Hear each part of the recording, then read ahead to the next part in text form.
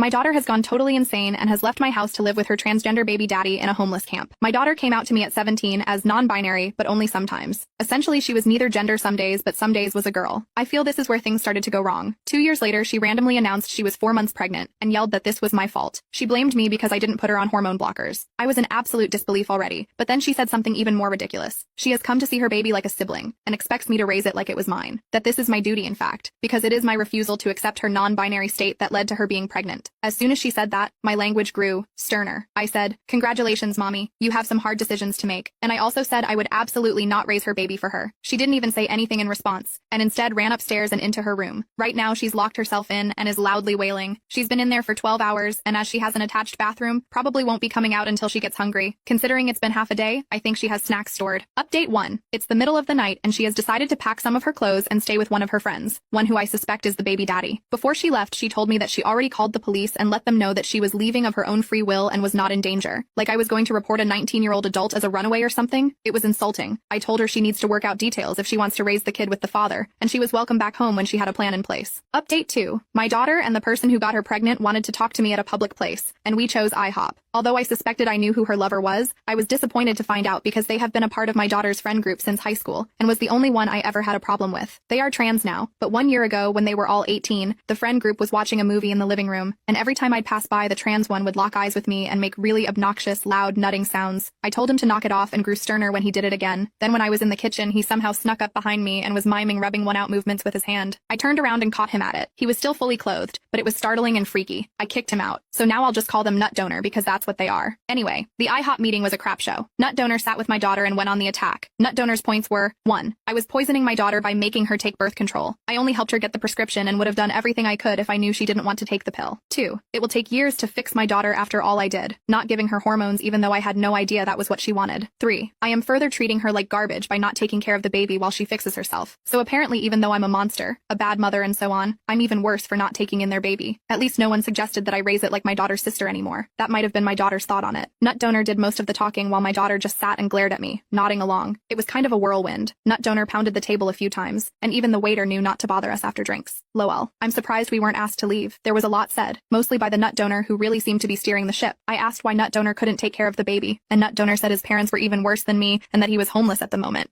I guess my daughter and nut donor taking care of the child they created is out of the question. I told them that I would not be raising their baby for them, and that adoption is the best bet. They said that if I don't agree to raise it, they'll make sure I'll never see the baby ever. I won't raise their child for them. So that's that, I guess. I feel so many flavors of worried and angry and then worried all over again. I've been around the block, and it's never a great sign when the person you're with makes an enemy of your family. That's what nut donor has done by painting me as a failed mother who also won't take in their baby. I'm angry that my daughter can just hear this crap and nod along like, yeah, that makes total sense. She is not stupid. I think she's love blinded. I'm sad and worried for the baby. It's bad all around. My house is empty. It feels like my adult daughter has run off to join up with some weird church cult thing who tells her that up is down. I texted her and said I would be there for her, but nut donor was still not welcome in the house. I think I'm blocked. Update 3. I did contact nut donor's parents and they have all but disowned him. Back to the new news. All this shook out a couple weeks ago. I came home from grocery shopping to find a strange pregnant woman at my door. That woman used to be my daughter, but had changed so much she was like a stranger. She chatters constantly so you can't get a word in. She has several small face tattoos, and forgive me for saying this, looks like she has aged 20 years. She had been living rough. She was angry I locked her out. I changed the locks after she left, and basically expected to move back into her old room with no problem. Like it was just another day from back in the winter when she lived here. Of course I wasn't going to turn her away, so I guess in a way she was right. She was living in the homeless camp with the nut donor, and I insisted she take a shower because it looked like she hadn't since leaving. She also stank bad. She had no shame about blocking my number or what she put me through by disappearing. All she wanted to talk about was the grand fate that she and nut donor are building, that they're building a community of new people, and she went on and on and on without mentioning the baby once. I don't know how anyone can stand them, but nut donor has multiple partners, and my daughter is one of them and is perfectly happy.